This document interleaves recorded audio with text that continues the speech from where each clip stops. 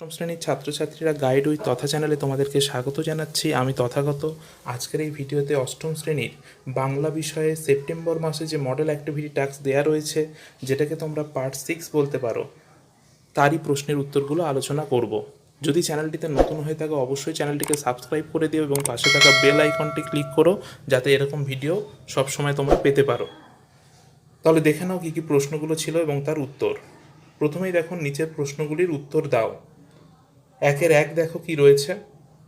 তুমি মানুষ হয়ে পাশে দাঁড়াও, কার পাশে দাঁড়ানোর এই আহ্বান?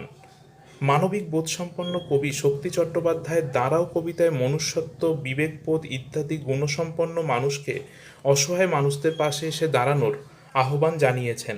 অবক্ষয়ী সমাজের জীবন যন্ত্রণায় ক্ষতবিক্ষত হয়ে মানুষ অসহায় হয়ে পড়েছে। সুতরাং মানুষ হয়ে মানুষের ওপর অত্যাচার না করে মানুষের পাশে দাঁড়ানো উচিত বলে কবি আরতি জানিয়েছেন। এবার আসছি পরের প্রশ্নে। প্রশ্নটা দেখো এবং তার উত্তরও করে দেওয়া রয়েছে। রমেশ অবাক হইয়া কহিল, ব্যাপার কি? উত্তরে চাষিরা কি বলেছিল? শরৎচন্দ্র চট্টোপাধ্যায়ের লেখা পল্লী সমাজ পাঠ্যাংশ থেকে জানা যায় যে গ্রামের চাষিদের একমাত্র ভরসা ছিল গাঁয়ের 100 বিঘা জমি, কিন্তু একটানা বৃষ্টির ফলে সেই জমিতে জল জমে গেছে। এই জল বার করে দেবার একমাত্র উপায় মাঠের দক্ষিণ ধারে অবস্থিত মুখুজ্জে ও ঘোষালদের বাঁধ কাটিয়ে ফেলা। কিন্তু এই বাঁধ লাগো একটা জলা আছে, বছরে 200 টাকার মাছ বিক্রি হয় বলে জমিদার বেনিবাবু কিছুতেই বাঁধ কাটাতে চান না। এই গভীর বিপদ থেকে রক্ষা পেতেই তারা দয়ালু জমিদার রমেশের কাছে এসে কেঁদে পড়েছিল। তো এটা গেল সেকেন্ড প্রশ্ন এবং তার উত্তর। থার্ড প্রশ্ন কি রয়েছে দেখো। একটি ফুলিঙ্গহীন ভিজে বারুদের স্তূপ কাদের দেখে একথা মনে হয়?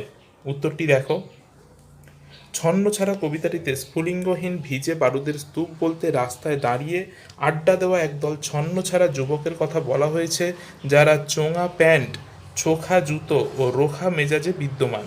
ওরা আসলে সমাজের শিক্ষিত যুবকদের দল, যারা বেকারত্ব ও দারিদ্রতার শিকার। তাই তাদের ভিতরে শিক্ষা থাকলেও তারা এক বিরাট নৈরাজ্যের বাসিন্দা। নেক্সট 1-4, গাছের জীবন মানুষের জীবনের ছায়ামাত্র, লেখকের এমন মন্তব্যের কারণ কি? উত্তরটি দেখো। গাছের কথা গদ্যাংশে বিজ্ঞানী জগদীশচন্দ্র বসু আলোচ্য মন্তব্যটি করেছেন, কারণ গাছের মধ্যে তিনি এমন অনেক বৈশিষ্ট্য লক্ষ্য করেছেন যা মানুষের স্বভাবের অনুরূপ। প্রকৃতির রাজ্যে তিনি গাছকে মানুষের মতোই আহার করতে, দিনে দিনে বেড়ে উঠতে দেখেছেন। লেখক উপলব্ধি করেছেন যে গাছেরও মানুষের মতো অভাব এবং দুঃখ কষ্টের অনুভূতি রয়েছে। জীবন ধারণের জন্য মানুষের মতো গাছকেও সবসময় ব্যস্ত থাকতে হয়। আবার কষ্টে পড়ে এদের কেউ কেউ নানান অসৎ উপায় অবলম্বন করে। মানুষের মধ্যে যেমন পরস্পরকে সাহায্য করার তাগিদ বা একের সঙ্গে অপরের বন্ধুত্ব দেখা যায়, তেমনি গাছের মধ্যেও একই জিনিস লক্ষ্য করা যায়। এমনকি গাছের মধ্যে স্বার্থত্যাগের মতো সুমহান মানবিক আদর্শ যে রয়েছে, লেখক তা উপলব্ধি করেছেন। আমাদের মায়ের মতোই গাছও প্রয়োজনে নিজের জীবন বিসর্জন দিয়ে তার সন্তান গাছকে রক্ষা করে থাকে। তাহলে এটা এই প্রশ্নের উত্তর, এইভাবেই তোমরা লিখে নিও। নেক্সট 1-5 দেখো প্রশ্নটি।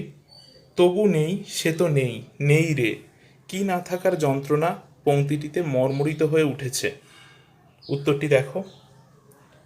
বুদ্ধদেব বসুর লেখা হাওয়ার গান কবিতায় হাওয়াদের বাড়ি নেই, অর্থাৎ আশ্রয় নেই। হাওয়াদের বাড়ি না থাকায় তারা পৃথিবীর সর্বত্র, অর্থাৎ জলে স্থলে পাহাড়ে বন জঙ্গলে বাড়ির খোঁজ করে বেড়ায়।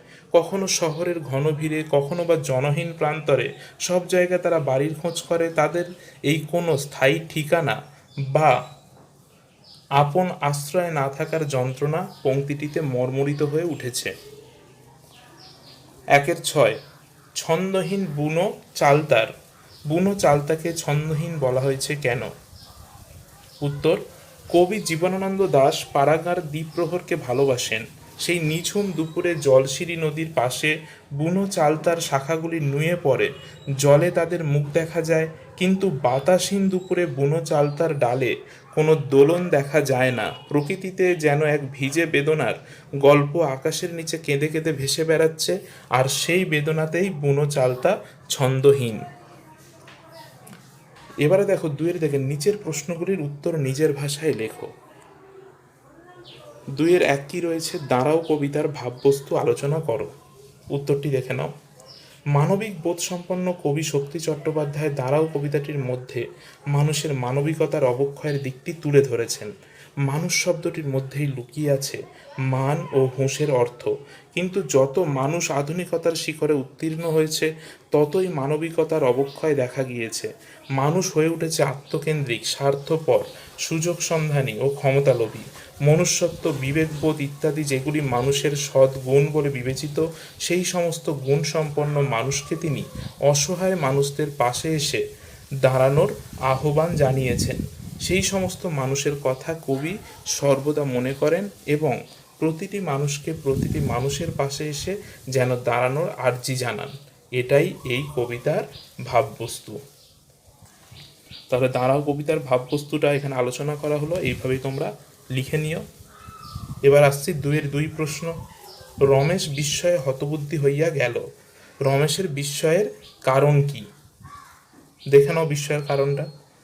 উদ্ধৃত উক্তিটি শরৎচন্দ্র চট্টোপাধ্যায়ের লেখা পল্লী সমাজ পাঠ্যাংশ থেকে নেওয়া হয়েছে। নেক্সট দেখো, রমেশ ভেবেছিল চাষিদের সমস্যার কথা শুনে রমাও তার মতো বাঁধ কাটিয়ে দিতে রাজি হবে, কারণ রমেশ রমার প্রতি উচ্চ ধারণা পোষণ করত। কিন্তু যখন রমেশ বুঝতে পারে যে দরিদ্র চাষিদের আসন্ন বিপদের কথা জেনেও রমা নিজের ক্ষতি স্বীকার করতে রাজি নয়, বরং নিজের লোকসানের বিষয় নিয়েই সে চিন্তিত, রমা প্রতি রমেশের যে ধারণা ছিল তা সম্পূর্ণ ভুল প্রমাণিত হলো। তাই এই অপ্রত্যাশিত আশাভঙ্গে রমেশ হতবুদ্ধি হয়ে গেল। দুইয়ের তিন, আমি নেমে পড়লুম তাড়াতাড়ি। কোথা থেকে, কেন নেমে পড়েছিলেন? উত্তরটি দেখে নাও। একটি বেওয়ারিশ ভিখিরি গাড়ি চাপা পড়ায় একদল ছন্নছাড়া বেকার যুবক ফাঁকা ট্যাক্সি খুঁজছিল। এমন সময় কবি সহানুভূতিশীল মনের পরিচয় দিয়ে তাদের গাড়িতে লিফট দিতে চায়। গাড়ি পেয়ে যাওয়ায় গাড়িটিকে নিয়ে তাড়াতাড়ি তারা ঘটনাস্থলে যায়। রক্তে মাংসে দলা পাকিয়ে যাওয়া ভিখিরির শরীরটিকে তারা পাঁজা কলা করে তুলে নেয় ট্যাক্সিতে। কিন্তু কবি তাদের মতো মানবিক নন। গাড়ি চাপা পড়া আহত ব্যক্তির রক্তের পাছে গায়ে বা পোশাকে লাগে, তাই সেই নোংরা ছোঁয়াচ থেকে নিজেকে বাঁচাতে কবি ট্যাক্সি থেকে তাড়াতাড়ি নেমে পড়লেন। দুইয়ের চার, জীবনের ধর্ম গাছের কথা রচনায় কিভাবে ব্যক্ত হয়েছে? উত্তরটি দেখো। আচার্য জগদীশচন্দ্র বসু রচিত গাছের কথা প্রবন্ধের বক্তব্য অনুধাবন করলে বোঝা যায় যে লেখকের মতে গতি এবং বৃদ্ধি হলো জীবনের ধর্ম। এই ধর্ম যেমন মানুষ এবং অন্যান্য প্রাণীর মধ্যে দেখা যায়, তেমনই দেখা যায় উদ্ভিদের মধ্যেও। পাখির ডিমের মধ্যে জীবন যেমন সুপ্ত থাকে, তেমনই জীবন সুপ্ত থাকে বীজের মধ্যেও। উত্তাপ পেলে ডিম থেকে জন্মায় পাখির ছানা, তেমনি মাটি, জল ও উত্তাপ পেলে বীজ থেকে জন্ম নেয় বৃক্ষ শিশু। জন্মলাভের পর জীবের গতি ও বৃদ্ধি দৃষ্টিগোচর হয়।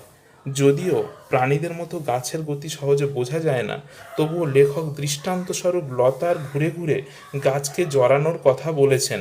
এছাড়া জীবন ধারণের জন্য সংগ্রাম করতে গিয়ে নানা উপায় অবলম্বন, পারস্পরিক সহযোগিতা, বন্ধুত্ব, স্বার্থত্যাগ, এসবই প্রাণী এবং উদ্ভিদের উভয়ের জীবনের ধর্ম। দুইয়ের পাঁচ, কি করে বুঝবো আসলে কি করতে হবে? উদ্ধৃতিটির আলোকে বুকু চরিত্রটির অসহায়তার স্বরূপ উদ্ঘাটন করো। বুকুকে দুপুরবেলা তার মা 100 বার করে বলেছিল সব সময় সত্য কথা বলতে হবে এবং কারো কাছে কোনো কিছু গোপন করা উচিত না। কিন্তু পরিবেশ পরিস্থিতি অনুযায়ী কোথায় কেমন আচরণ করা উচিত তিনি তার শিক্ষা দেননি। তাই অতিথিদের অসময়ে বাড়িতে আসা প্রসঙ্গে মা ও বাবা যে যে মন্তব্যগুলি করেছেন এবং বিরক্তি প্রকাশ করেছেন সেগুলিকে সে অতিথিদের সামনে প্রকাশ করে দেয়। তার এই ব্যবহারে তার মা ঘরের ভিতরে অসন্তুষ্ট হলেও বাইরে অতিথিদের সামনে কিছু বলতে পারছিলেন না। ছেনু মাসিদের সঙ্গে আসা ছেলেটি আলমারি ভেঙে বই বের করে ছড়ালে তাকেও বেশ কয়েকটি কথা শুনিয়ে দেয় বুকু। বাবা অফিস থেকে ফিরে অতিথিদের সম্পর্কে কী মন্তব্য করেছেন তাও বুকু সবাইকে জানিয়ে দেয়। ছোট্ট বুকু ভেবেছিল মা হয়তো তার সত্য কথাগুলো শুনে সন্তুষ্ট হবেন, কিন্তু সত্য বলার জন্য যে তাকে এমন বেধড়ক মার খেতে হতে পারে সে ভাবেনি। অর্থাৎ সরল স্বাভাবিক 6 বছরের শিশু বুকুর পক্ষে স্থান কাল পাত্র বিবেচনা করে কথা বলার দক্ষতা গড়ে ওঠেনি বলে সে অসহায়তার সম্মুখীন হয়েছে। এবার আসছি পরের প্রশ্নে।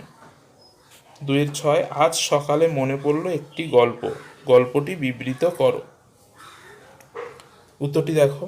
গল্পটি হলো নাটোরে অনুষ্ঠিত প্রভিন্সিয়াল কনফারেন্সে বাংলা ভাষার প্রচলন। লেখক শিল্পী অবনীন্দ্রনাথ ঠাকুর তার কাকা রবীন্দ্রনাথ ও অন্যান্যদের সঙ্গে গিয়েছিলেন নাটোরে। সে এক হৈ হৈ রই রই ব্যাপার। প্রথমে স্পেশাল ট্রেন ও পরে স্টিমারে করে পদ্মা পেরিয়ে নাটোর। এই সম্মেলনের অভ্যর্থনায় ছিলেন রিসেপশন কমিটির প্রেসিডেন্ট নাটোর মহারাজ জগদীন্দ্রনাথ। তার ব্যবস্থাপনায় স্টিমারে অতিথিদের খাওয়া দাওয়ার এক রাজকীয় আয়োজন করা হয়েছিল। তারপর যথারীতি শুরু হয় গোল টেবিল বৈঠক ও বক্তৃতা। ইংরেজিতে সেই বক্তৃতা শুরু হয়, সঙ্গে সঙ্গে বাংলা বাংলা বলে অবনীন্দ্রনাথ ও তার সঙ্গীরা প্রতিবাদ শুরু করেন। এরপর কেউ আর ইংরেজিতে বক্তৃতা করতে পারেননি, এমনকি ইংরেজি দুরন্ত লালমোহন ঘোষও শেষ পর্যন্ত বাংলায় বলতে বাধ্য হন। সমস্ত সম্মেলনটি বাংলায় অনুষ্ঠিত হলো সুন্দরভাবে। এটি লেখকের মনে রাখার মতোই একটি ঘটনা। এভাবেই কনফারেন্সে বাংলা ভাষা চালু হয়। এ সম্পর্কে লেখক জানান, সেই প্রথম আমরা পাবলিকলি বাংলা ভাষার জন্য লড়লুম। এবারে দেখো 3-এর দাগে। নিচের প্রশ্নগুলির উত্তর দাও। নির্দেশক বা বিবৃতিমূলক বাক্যের একটি উদাহরণ দাও। উদাহরণটি দেখো। ভিন্ন ভিন্ন সময়ে ভিন্ন ভিন্ন বীজ পাকিয়া থাকে। এটা গাছের কথা থেকে।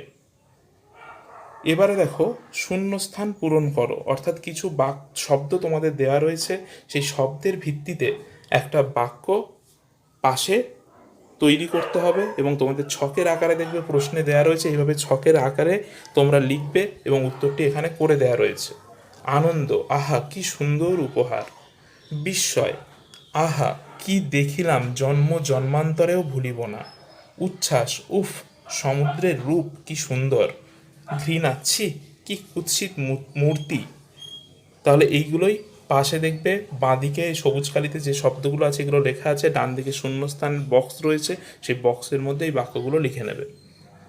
পরেরটাও একইভাবে দেখো, উদাহরণ দাও। এখানেও একটা ছক রয়েছে, বাঁদিকে এই সবুজ কালিতে যে শব্দগুলো দেখছো এগুলো বসানো রয়েছে এবং ডান দিকে যে লাইনগুলো কালো কালিতে লেখা রয়েছে সেগুলো ওই শূন্যস্থানের মধ্যে লিখে নেবে, যে বক্স রয়েছে সেই বক্সের মধ্যে, এবং সেই ছকটাই খাতাতে তুলবে এবং তার মধ্যে উত্তরগুলো লিখবে। প্রথমেই রয়েছে ক্রিয়াবাচক বিশেষ্য। আকাশের ডাকে আমার ঘুম ভাঙল। ডাকে এখানে ক্রিয়াবাচক বিশেষ্যর উদাহরণ। পরেরটা সাপেক্ষ বাচক সর্বনাম। যারা প্রতিযোগিতায় নাম দিতে চাও তারা শিক্ষিকার কাছে নিজেদের নাম জমা দাও। সর্বনামের বিশেষণ, তুমি বুদ্ধিমান। উদাহরণটিতে বুদ্ধিমান বিশেষণটি তুমি সর্বনাম পদের পরে বসেছে, তাই এটি সর্বনামের বিশেষণের উদাহরণ। আলংকারিক অব্যয়, আগে তো এসো তারপর মেলায় যাবার কথা ভাববো। তো এই অব্যয়টি বাক্যের মধ্যে সৌন্দর্য সৃষ্টি করেছে, তাই এটি আলংকারিক অব্যয়ের উদাহরণ। অসমাপিকা ক্রিয়া, সেই বাড়ি এসে। বাক্যটিতে এসে এই ক্রিয়াটি দ্বারা বাক্যের অর্থপূর্ণ হচ্ছে না, তাই এটি অসমাপিকা ক্রিয়ার উদাহরণ। এবারে দেখো 3-4 কাঁচা ও বসা শব্দ দুটিকে 5টি ভিন্ন ভিন্ন অর্থে ব্যবহার করে বাক্য রচনা করো। প্রথমে আসছি কাঁচা। দেখো 5টি ভিন্ন ভিন্ন অর্থে করা রয়েছে। 1 নম্বর কি, কাঁচা বয়সে অনেকেই ভুল করে। এখানে কি বোঝাচ্ছে, কম বয়স। তমাল ইংরাজিতে বড্ড কাঁচা, এক্ষেত্রে বোঝাচ্ছে দেখো অদক্ষ। আমি কখনোই কাঁচা কাজ করি না, এক্ষেত্রে বোঝাচ্ছে অপরিণত বুদ্ধি। কাঁচা মালের অভাবে উৎপাদন বন্ধ হয়ে গেছে, এক্ষেত্রে বোঝাচ্ছে শিল্পের উপাদান। আর নেক্সট, কাঁচা সোনায় খাদ মিশিয়ে গহনা তৈরি করতে হয়, অর্থাৎ এক্ষেত্রে যে অর্থটা বোঝাচ্ছে সেটা হচ্ছে বিশুদ্ধ। এবার আসছি বসার ক্ষেত্রে। ছাত্রছাত্রীরা গাছের নিচে বসে আছে, এটা উপবেশন অর্থে। বসে বসে খেলে কুবেরের ধন ফুরাতেও সময় লাগে না, বিনা পরিশ্রমে। বটতলার মোড়ে স্বপ্নপ্রাপ্ত শিবলিঙ্গ বসিয়ে তপন শিব মন্দির বানানোর পরিকল্পনা করছে, এক্ষেত্রে স্থাপন অর্থে। কারখানা বন্ধ হয়ে যাওয়ায় বহু শ্রমিক বসে রয়েছে, এক্ষেত্রে কর্মহীন অর্থে। তার বলা কথাগুলি আমার মনে বসে গিয়েছে, এর ক্ষেত্রে অর্থটা হচ্ছে দাগ কাটা। দাগ কাটা অর্থে বসা শব্দটি ব্যবহার হয়েছে। এবার আসছি শেষ পার্ট বা শেষ প্রশ্নে, যেটা কি দেখো, বন্যার প্রকোপে গ্রামের বহু কৃষিজমি নদীর গ্রাসে হারিয়ে যাচ্ছে, নদীর পাড়গুলির স্থায়ী রক্ষণাবেক্ষণ প্রয়োজন। এ বিষয়ে সংবাদপত্রের সম্পাদকের কাছে একটি চিঠি লেখো। কিভাবে লিখতে হবে দেখো, সম্পাদক সমীপেশু, যুগান্তর পত্রিকা, 3 বঙ্কিম চ্যাটার্জি স্ট্রিট, কলকাতা 7,73,000। বিষয় কি, নদীর পাড়গুলোর স্থায়ী রক্ষণাবেক্ষণের জন্য আবেদন।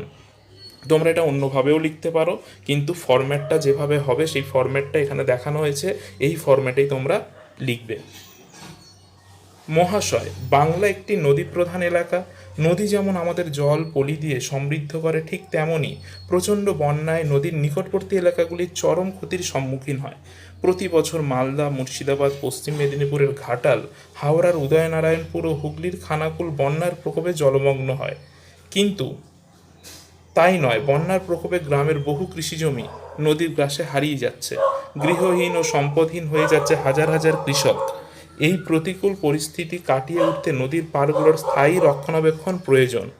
নদীর তীরবর্তী এলাকায় যেখানে পাড় সহজেই ভেঙে যাওয়ার আশঙ্কা আছে, সেখানে বাঁধ দেওয়ার ব্যবস্থা করতে হবে। সরকারি ও এলাকার মানুষের উদ্যোগে বেশি করে গাছ লাগাতে হবে ও ক্ষয়প্রবণ অঞ্চল থেকে বসতি সরিয়ে আনতে হবে। নদীর পাড়গুলোর স্থায়ী রক্ষণাবেক্ষণ গ্রহণ করার প্রয়োজনের জন্য এবং কর্তৃপক্ষের দৃষ্টি আকর্ষণ করার জন্য আপনার বহুল প্রচারিত পত্রিকায় জনগুরুত্বপূর্ণ এই পত্রটি প্রকাশ করলে বিশেষভাবে বাধিত হব। বাঁদিকে ঠিকানা 19 সূর্য দত্ত লেন, কলকাতা 7,06,000। নমস্কারান্তে, রমা হালদার। তারিখ, একটা ডেট তোমরা বসিয়ে দেবে এক্ষেত্রে। তাহলে ভিডিওটি এই পর্যন্তই ছিল। যে যে প্রশ্নগুলো ছিল সেগুলো আলোচনা করলাম। ভিডিওটি ভালো লাগলে তোমরা ভিডিওটিকে লাইক করো, কমেন্টের মাধ্যমে আমাকে জানিও, এবং চ্যানেলটিতে নতুন হয়ে থাকলে সাবস্ক্রাইব করতে কিন্তু ভুলো না, এবং অবশ্যই সাবস্ক্রাইব করবে, পাশে থাকা বেল আইকনটি ক্লিক করবে। তাহলে আজকের এই পর্যন্তই, আবার দেখা হবে অন্য কোনো ভিডিওতে। ততক্ষণের জন্য টাটা।